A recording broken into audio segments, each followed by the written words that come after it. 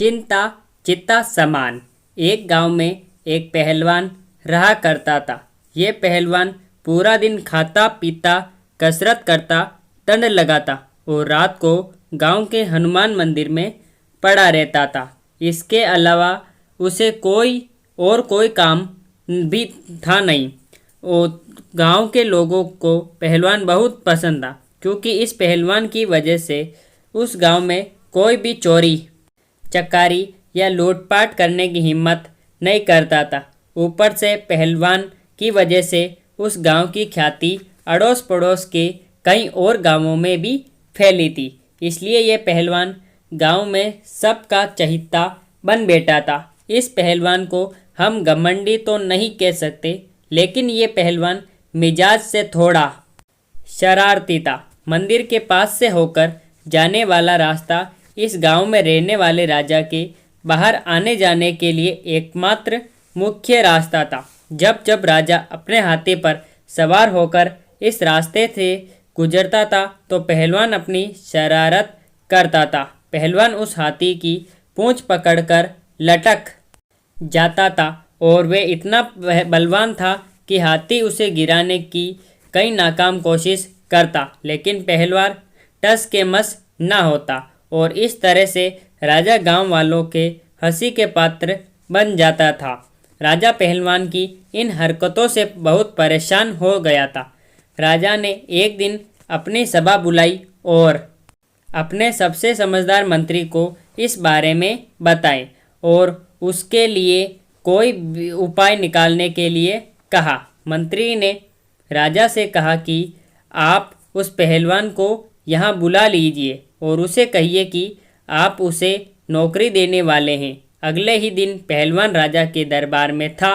पहलवान ने कहा कि मुझे पहलवानी के अलावा और तो कोई काम आता नहीं है, फिर भला आप मुझे कौन सा काम देने वाले हैं। मंत्री ने पहलवान से कहा कि राजा ने तुम्हें आज से नौकरी पर रख लिया है और तुम्हें बस इतना करना है कि सुबह 6 बजे तुम्हें उस मंदिर में दिया जलाना है और रात को 12 बजे तक उस दिए को बुझा देना है। इसके लिए तुम्हें महीने में 30 रुपये मिलेंगे। उस जमाने में 30 बहुत बड़ी रकम होती थी, इसलिए पहलवान उस काम के लिए मना नहीं कर पाया। उसने सोचा सिर्फ दिया जलाना और बुझाना ही तो है और इसके बदले पूरे 30 रुपये मिलेंगे। पहलवान उसी दिन से राजा की दी हुई उस नौकरी पर लग गया।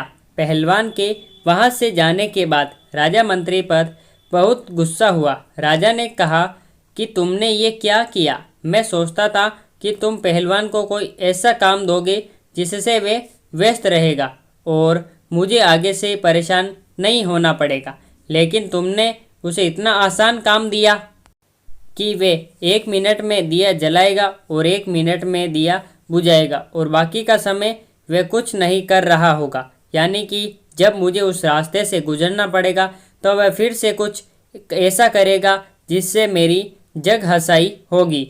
मंत्री ने राजा को विश्वास दिलाते हुए कहा कि महाराज, आप मुझ पर भरोसा रखिए। एक और काम और आपको करना है। सिर्फ 30 दिनों तक आपको उस रास्ते से नहीं गुजरना है। राजा अपने मंत्री की समझदारी से अच्छी तरह वाकिफ था, इसलिए राजा ने 30 दिनों तक इंतजार करने का तय किया और जैसा मंत्री ने कहा वैसा 30 दिनों तक बिल्कुल उस रास्ते से नहीं गुजरे।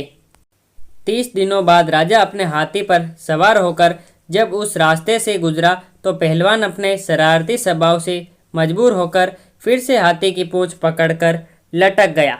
लेकिन कुछ ही मिनटों में हाथी ने उसे पैर से ठोकर मारकर गिरा दिया और इस बार राजा की नहीं बल्कि पहलवान की जग हंसाई हुई। सभी लोग, पहलवान और खुद राजा भी ये देखकर हैरान था कि ऐसा चमत्कार कैसे हुआ। राजा अपना सफ़र ख़त्म करके जब अपने महल लौटा तो उसने अपने मंत्री को ये सारी बात बताई और पूछा कि मुझे बिल्कुल समझ में नहीं आया कि ये चमत्कार कैसे हुआ।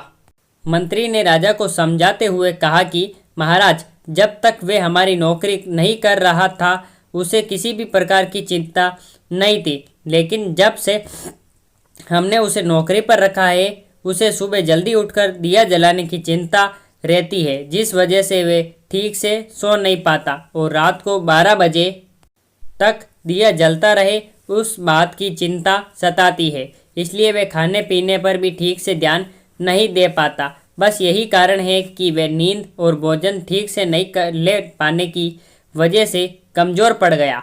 राजा को अपने मंत्री की समझदारी पर गर्व हुआ और राजा ने मंत्री को एक अच्छा सा इनाम देकर उसे धन्यवाद दिया। दोस्तों, छोटी सी ये मोरल कहानी हमें सिखाती है कि हमें जीवन सिर्फ आज में जीना चाहिए। बीते हुए कल और आने वाले कल की चिंता से हमें कोई फ़ायदा तो होता ही नहीं, बल्कि हमारे मन, मस्तिष्क और शरीर पर भी उसका दुष्प्रभाव होता है।